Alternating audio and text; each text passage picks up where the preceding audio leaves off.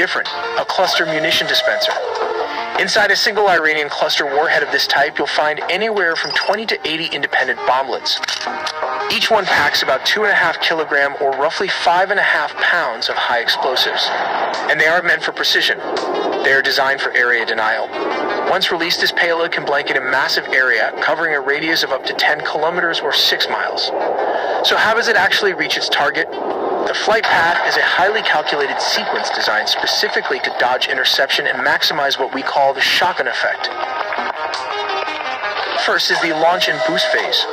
Fired from deep inside Iranian territory, either from an underground silo or a mobile launcher, powerful rocket motors punch the system right out of the lower atmosphere, setting it on a high ballistic arc toward the Mediterranean. Then comes the mid-course phase. Out here in the extreme upper atmosphere, the missile is just coasting. This is the ultimate make-or-break window.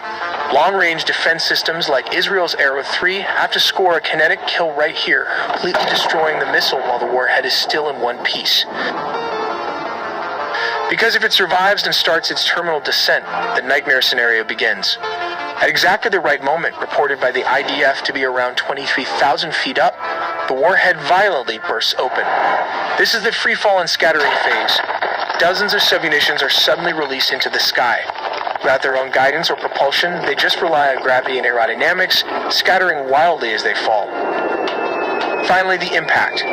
Engineered with highly sensitive fuses, these bomblets detonate the millisecond they strike a building, a vehicle, or the ground, triggering dozens of shockwaves all at once.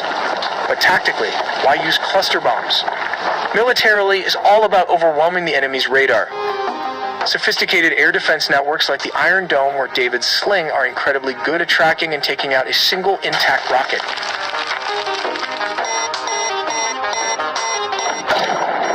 But when a warhead opens up at 23,000 feet, that single target instantly shatters into dozens small bombs, becomes difficult to track of high-speed threats.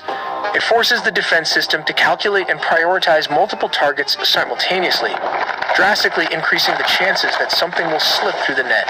But how does a cluster munition works? A cluster bomb is a type of weapon designed to release multiple smaller explosives, known as submunitions or bomblets, across a wide area. These bomblets are usually unguided and scatter over the target zone due to the momentum of the main container and the influence of wind. The cluster munition unfurls its ribbon, indirectly semi-arming the shaped charge. It is at this stage that it becomes a lethal weapon and the inertia weight takes action to detonate the grenade. The United States, Russia, and Iran are among the few countries known to use these weapons, just as cluster bombs affect civilians, both you and me.